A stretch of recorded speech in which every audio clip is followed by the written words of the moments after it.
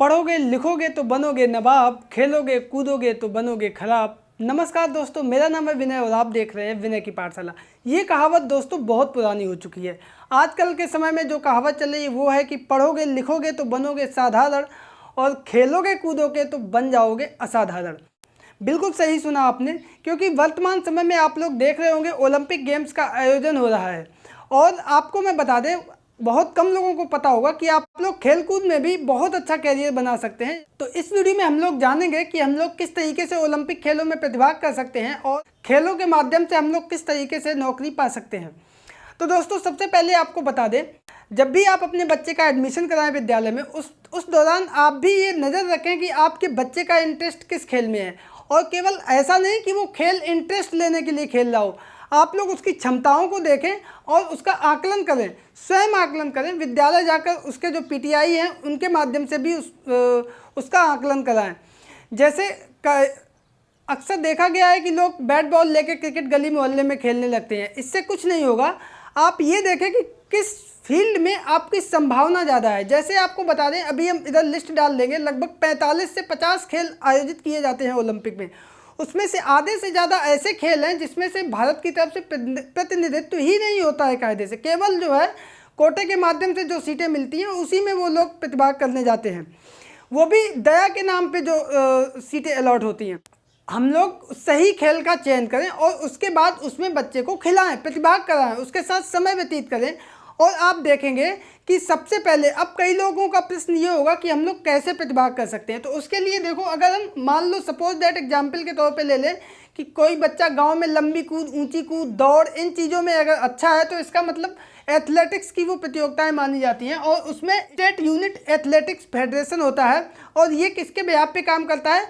Olympic federation जो international होता है उससे मान्यता प्राप्त होती है देश की फेडरेशन, और देश की फेडरेशन से ये स्टेट लेवल के जो फेडरेशन होते हैं वो मान्यता लिए हुए होते हैं। तो इनकी मान्यता प्राप्त किसी भी प्रतियोगिता में आप अपने बच्चे को प्रतिभाग कराएं और उसमें अगर आपका बच्चा सिलेक्ट होता है यानी टॉप पे रहता है तो उसको आगे खेलने को मिलता है। अब स्टेट में आपको जाने के लिए क्या करना पड़ेगा? आप अपने डिस्ट्रिक्ट लेवल पे बात करें। आपका बच्चा अगर स्कूल में पढ़ता है तो हर डिस्ट्रिक्ट में भी एक फेडरेशन होता है। इधर हम लिंक दे देंगे आपको, वहाँ से आप लोग वेबसाइट पे जाके डायरेक्ट जो भी आपके डिस्ट्रिक्ट फेडरेशन का जो भी अध्यक्ष होगा, जो भी डायरेक्टर होगा, उसका नंबर आप लोग ले सकते हैं और उससे कॉल करके भी जान सकते हैं। नहीं तो पेपर में भी जब भी कोई फेडरेशन कोई भी प्रतियोगिता आयोजित करता है तो उसकी सूचना पेपर में आती है, ठीक है। तो वहाँ से आप देख सकते हैं या फिर आप लोग नेट पर डायरेक्ट वेबसाइट पर जाके चेक कर सकते हैं।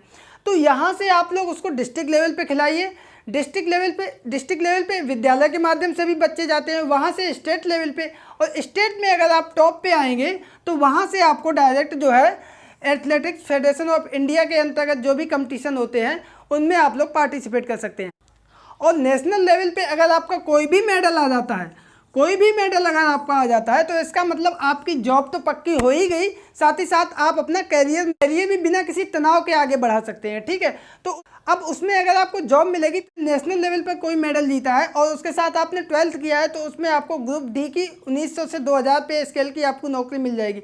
आपको पता है कि महेंद्र सिंह धोनी रांची में टिकट कलेक्टर थे, इसी ग्रेड पे थे, 2 साल उन्होंने नौकरी की। और भी बहुत सारे खिलाड़ी जो हैं वो भी पहले स्पोर्ट्स कोटे से जॉब ली और उसके बाद वहाँ पे जॉब करने के बाद 1 साल 2 साल फिर अपना जो है खेल कंटिन्यू किया।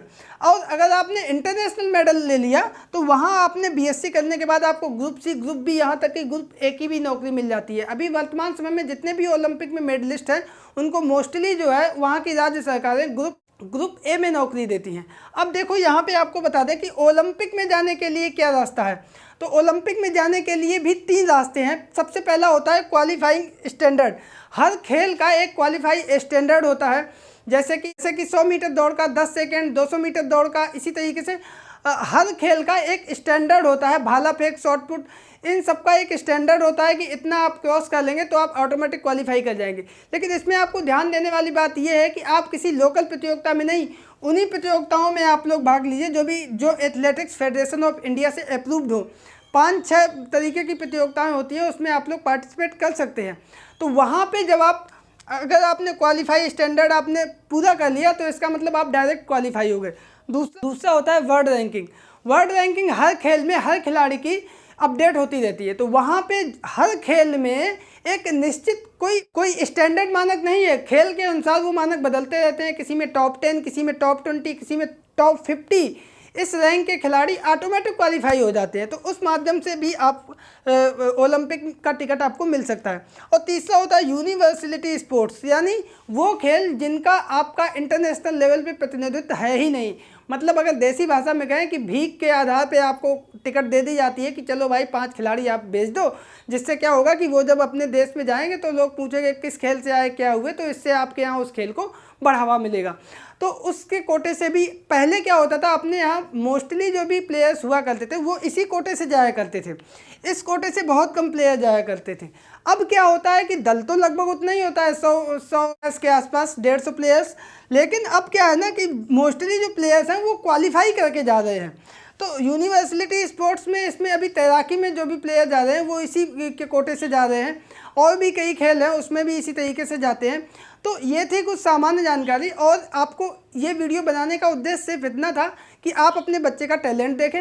अगर उसकी पढ़ने में रुचि कम है और उसकी अपेक्षा आपको लगता है कि ये किसी खेल में देश का प्रतिनिधित्व कर सकता है, तो आप भी उसके साथ उसका सपोर्ट कीजिए। और फेडरेशन इंडिया की और स्टेट लेवल की जो भी फेडरेशन है वो आपका सहयोग करने के लिए ज़रूर आगे आएंगे, क्योंकि वर्तमान समय में इंडिया खेलों को बहुत ज़्यादा बढ़ावा दे रहा है। आपने देखा होगा चाइना, यूएसए, रूस, ये सारे कंट्री जो है वो 50 से 100 के बीच में gold medal, silver medal, brown medal लेके आ रहे हैं। वहीं पर इंडिया में एक ही मेडल आने पे हम लोग इतना खुशी मनाने लगते हैं। तो इन सब चीज़ों को देखते हुए अपने इंडिया में भी खेलों को बढ़ावा मिल रहा है। और अगर आपके अंदर कोई भी स्किल खेलों के प्रति है तो आप ज़रूर से अपना कैरियर खेलों में बनाएं। मेरी शुभकामनाएं आपके साथ हैं। बहुत बहुत धन्यवाद।